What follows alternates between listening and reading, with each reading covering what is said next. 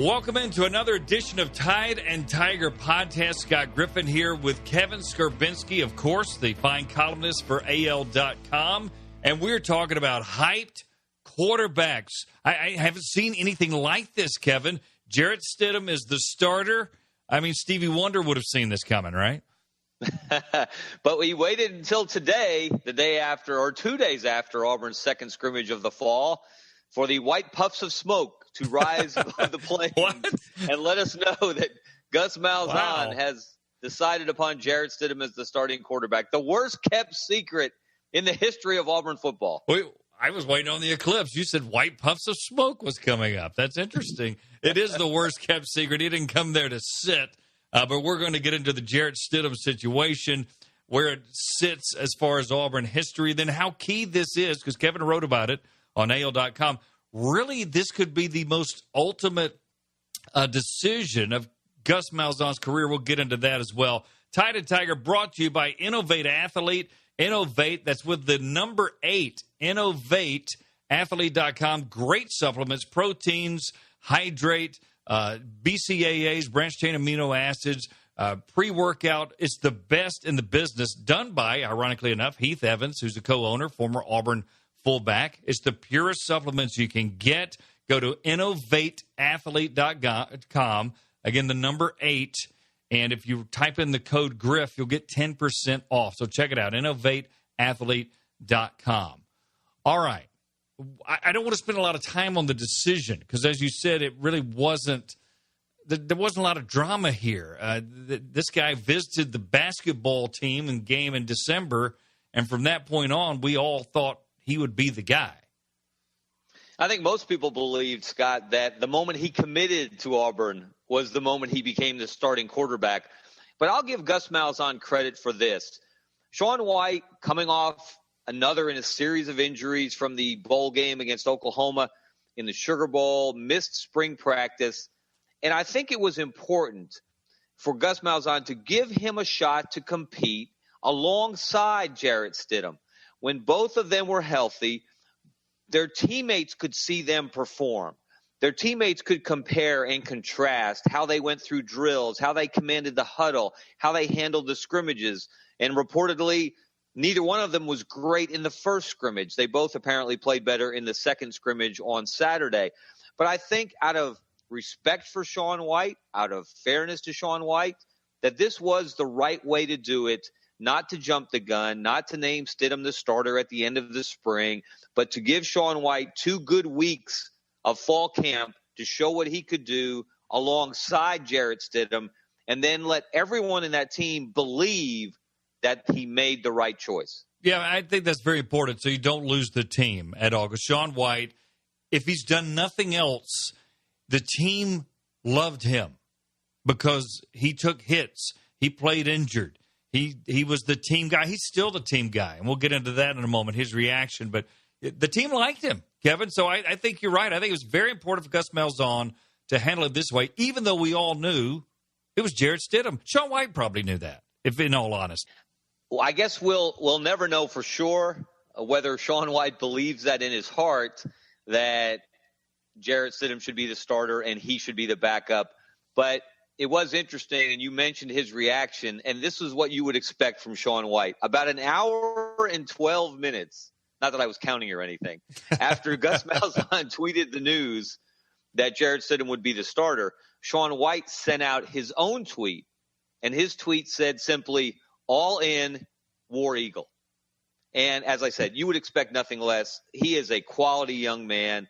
He's a quality football player also. He was quite good last year. He was one of the more efficient quarterbacks in the country, especially when he was healthy. And unfortunately for him, and this has to factor into the decision, Scott, he couldn't stay healthy. He couldn't stay healthy in 2015. When he came in after Jeremy Johnson was a total disaster, Shaun White saved that season, kept it from being a total disaster, but he couldn't stay healthy there. He couldn't stay healthy last year. And that's a big part of why Auburn went out and got Jarrett Stidham and why he's going to be the starter against Georgia Southern. Yeah, we remember Shaun White was the first and only Auburn quarterback as a freshman to throw for 250 yards in 3 straight games because the guy had some game. I remember Brent Venables last year when I was talking to him at Clemson when I visited there before the Auburn game last year, telling me he still kept a video, believe it or not, of Shaun White at a recruiting camp. He loved this kid recruiting him. They tried hard to get him. He still had a video on his phone from Shaun White. This was a 5-star guy, but he just never really lived up to that hype. We'll get into more of him in a moment, but it's interesting you brought up the injuries because for sure that was key for Shaun White. However, how soon we forget, Jarrett Stidham came in for an injured player at Baylor. Seth Russell was the starter, okay? He played. Stidham appeared in some games. Then when Russell went out with a season-ending neck injury, Stidham became the starter. His first game, 23 of 33, 419 yards, 3 passing touchdowns, a rushing touchdown. Great debut. Second start against Oklahoma, he injures his back, Kevin. He was able to remain in the game. He had 257 yards, a couple of touchdowns. They lost. But then his third career start against Oklahoma State injures his hand and ankle. He's out. So we haven't seen him. It's not like he's played a lot of games. He's been injured. And that's what is going to be fascinating to watch is not just his durability, because you play quarterback in the SEC, you're going to get hit. You're going to get hit hard. Dare I say you might get hit harder and more often than you did in the Big 12 as a starting quarterback. Probably. In your brief time there. Yes. With Baylor. But how is Chip Lindsey going to use Jarrett Stidham? How often are we going to see designed read options, designed quarterback runs just to keep the defense honest? He's not going to run the ball as much as Nick Marshall or Cam Newton, anywhere close to that. But that offense is going to need him to run at times, or at least make the defense think he's going to run at times to be at its best. What he's really going to bring to the offense is the ability to throw downfield, to make every throw, to stretch the field vertically, and take some of the pressure off that running game, because Auburn is going to run the ball. They're not going to stop running the ball. But if they can add a competent downfield passing game, they could be pretty stout. All right, let's go back into Auburn history.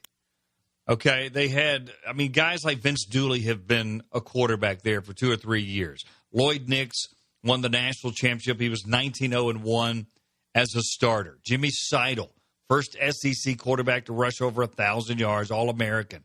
Of course, Pat Sullivan. Of course, Pat Washington. Of course, Reggie Slack and Stan White from Birmingham's Berry High School, who was highly – Damian Craig.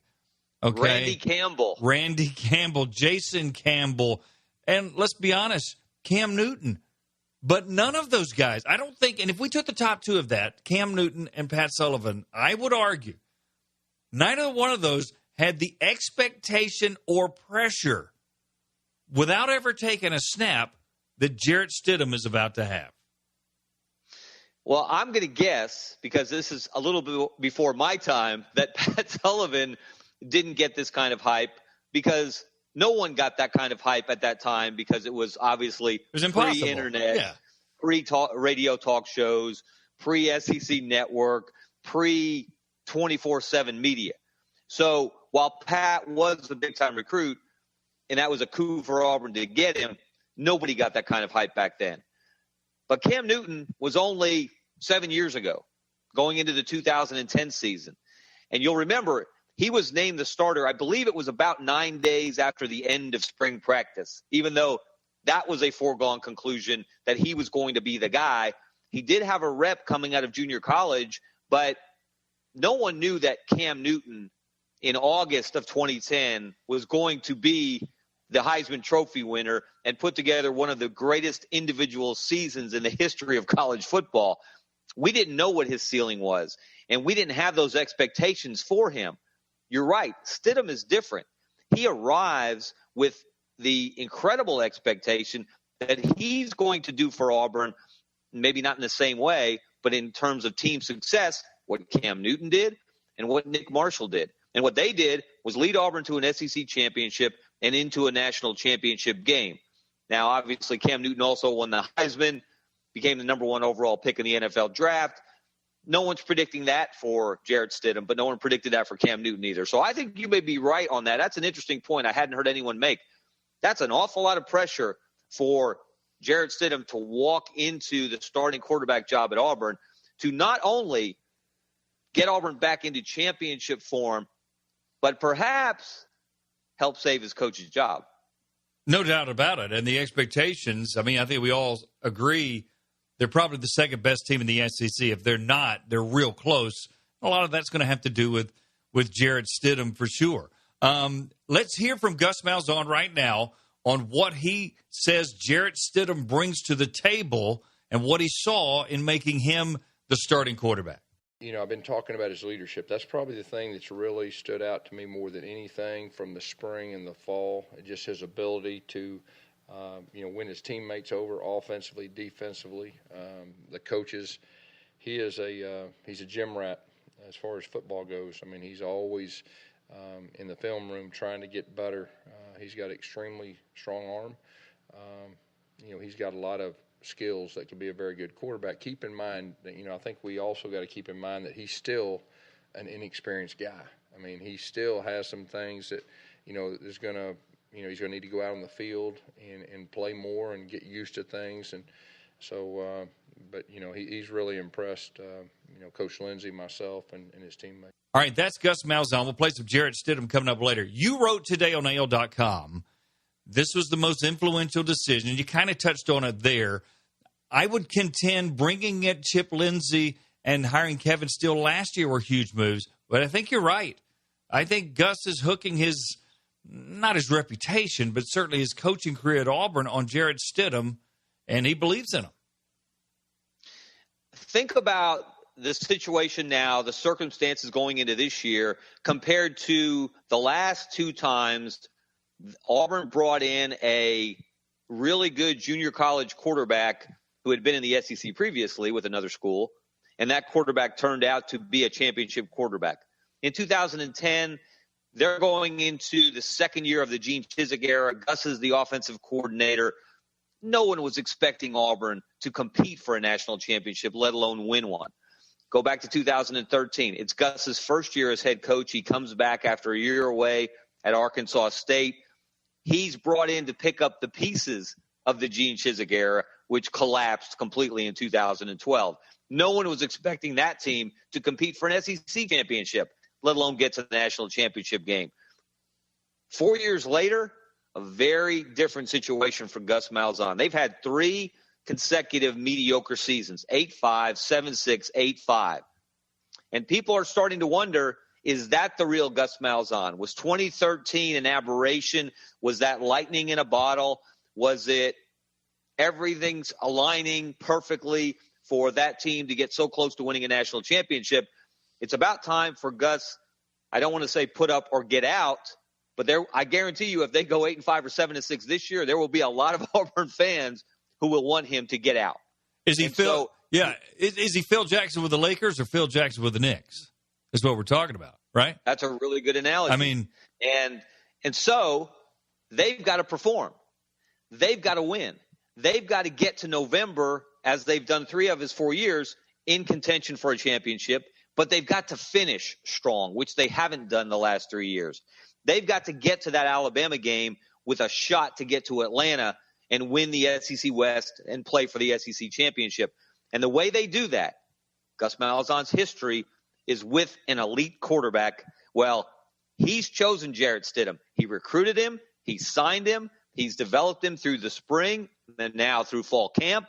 So he's counting on him to be that elite quarterback, to lead that offense. They've got a really good defense, a better defense than they may have had at any point in his 7 years at Auburn as a coordinator and as head coach. So it's going to come down to the offense. And as we've seen before, unless this year is a completely different situation,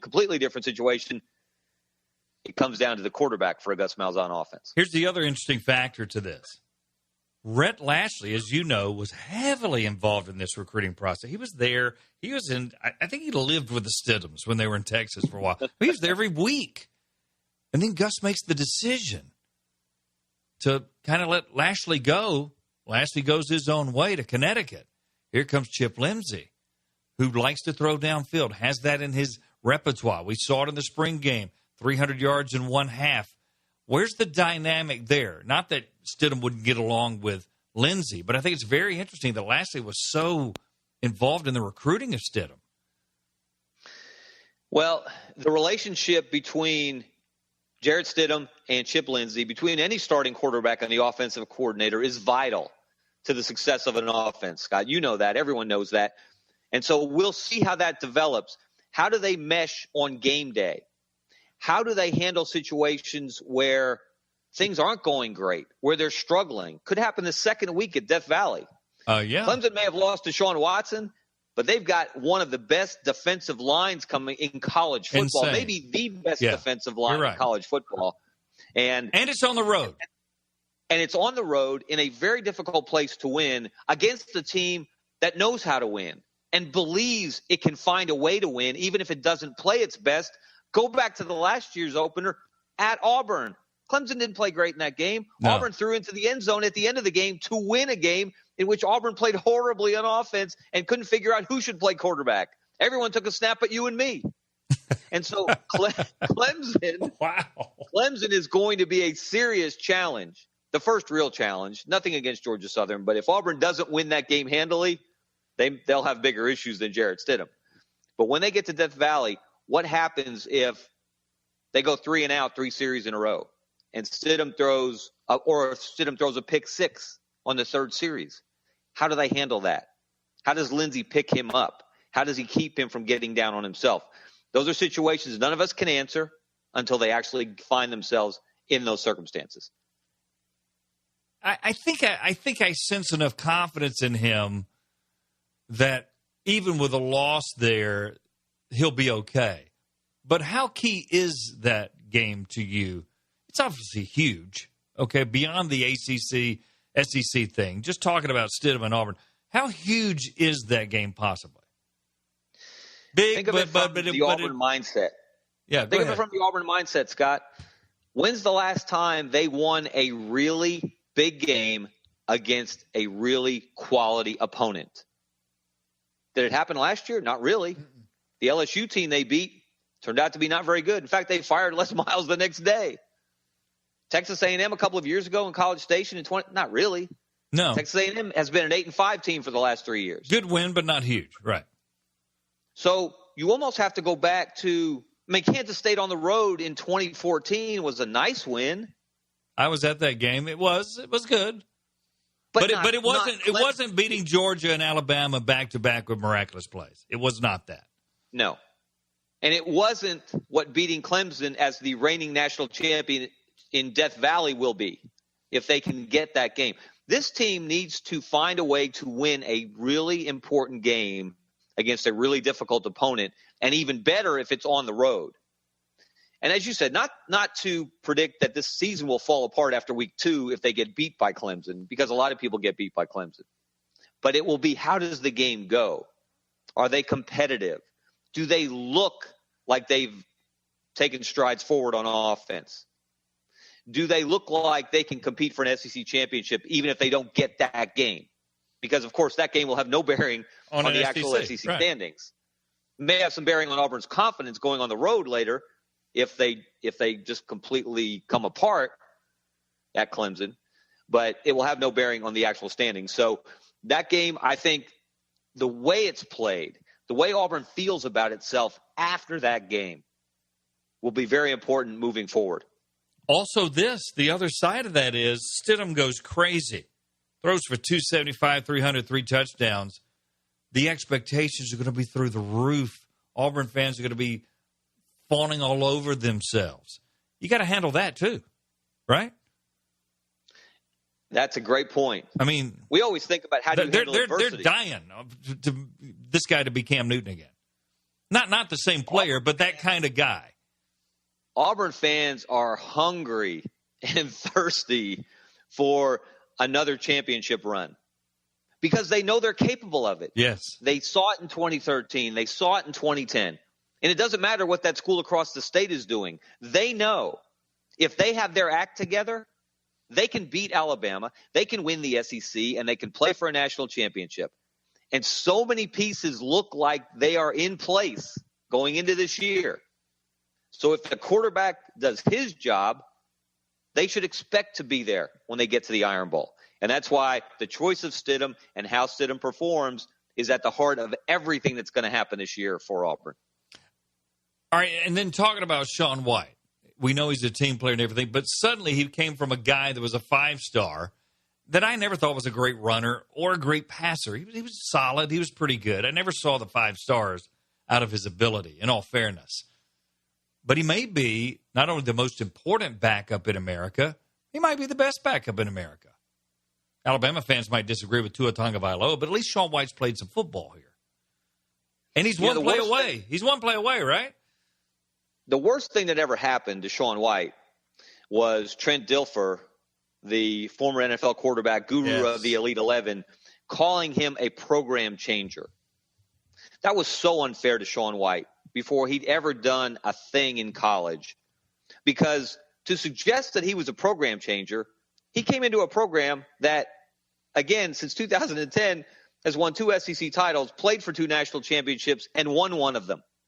It's hard to change that kind of program. Yeah. Now, you can become more consistent, and that's certainly what Auburn fans are searching for. But that was a terrible label for Trent Dilfer to place on Shaun White. So while he's been good, he hasn't quite been good enough. And maybe one reason he hasn't been good enough is he hasn't been healthy enough. But at some point, you're right, he's one play away. There's a chance that he may be asked to save this season for Auburn or to keep this season rolling for Auburn if Stidham, rolls an ankle and has to miss a series, a quarter, a half, a game. And Shaun White seems to have the kind of temperament that despite what has to be a disappointment for him with this decision, that he will be ready if and when the time comes. Here it is. Jarrett Stidham's played 3 games as a starter in his life at the collegiate level for Baylor. 2 of them he was injured in. 1 he wasn't. So Shaun White better be ready. Gus Malzahn said it as well in the press conference. He better be ready. Let's hear from Jarrett Stidham now. His thoughts. I mean, there's a lot of things. I'm very critical of myself on the field, but just the overall understanding of the offense, ins and outs of everything. But just getting more experience every single day. That's a big thing. I'm trying to focus in on getting those reps. Especially. Against the defense and scrimmages and things like that, getting those live reps. That's what I'm really trying to focus in on. So Jarrett Stidham has an arsenal of wide receivers. He's got good backs, a pretty good veteran offensive line, a coordinator that will throw downfield. The table's set, right? Well, if Pat Dye says it, it must be true, right? I guess. I mean, who knows? Who knows the last 30 years of Auburn football better than Pat Dye? He did win 4 SEC championships. He has seen them have undefeated seasons. He's seen them have undefeated seasons in 1993, 2004, 2010. He's seen them win a national championship. He's put himself a lot of players in the NFL. He's seen more players come out of Auburn and go to the NFL. So for him to suggest that this could be the most talented Auburn roster ever, that is saying a mouthful. It's the last thing Gus Malzahn really wants to hear. Yeah, he don't need that. Except Gus Malzahn himself, flashback to SEC media days, said the only real question mark is who's going to be the starting punter. So Gus Malzahn raised the bar. Yes. And all Pat Dye did was raise it again. So if Auburn doesn't get to the Iron Bowl with a chance to win the SEC West, get to the SEC championship game, earn a spot in the playoff, I guess they'll have no excuses, right? Unless they get hit by another injury bug. Look, my gut tells me he's going to have a really good year. I don't know if that means Heisman contention. I don't know if that means this will be the only year he was at Auburn like Cam Newton and then go to the NFL draft. I hope that's not the case. I'd love to see him a couple of years. But I think he's going to have a good year. What that means, I don't know. I don't know if that means undefeated when Alabama comes rolling into town or, if they're 9-2 when that happens. I don't know. You and I don't like predictions, but I do think he'll be pretty good, if not really good. I'm going to make one bold prediction. He's the starter. Jarrett Stidham. If you say he's the starter, I'm hanging up. You ready for it? Yeah. You ready for this? Yes. He will not. I repeat, Jarrett Stidham will not be Jeremy Johnson 2.0. Really? Very good. I like that. I like the way you go out on a limb. If you were walking the plank, you wouldn't take one step out on it. What's wrong with you? That's I put a toe over the edge of the plank. How about that? Barely hanging on the deal there. All right, so we had fun with that. Jarrett Stidham, again, the worst kept secret in the world. As we said, Stevie Wonder, name any blind guy, Jose Feliciano, whoever, they all knew Jarrett Stidham was the guy, and he is the starter at Auburn. We'll do this again. Kevin, had fun as always. We appreciate it. Thanks, Scott. That's Kevin Scarbinsky. You can read him all the time at AL.com. Follow him on Twitter at Kevin Scarbinsky. Follow me at Griff Says. Tide and Tigers podcast. Thanks for listening. We'll be doing this every week, so check it out right here on podbean.com.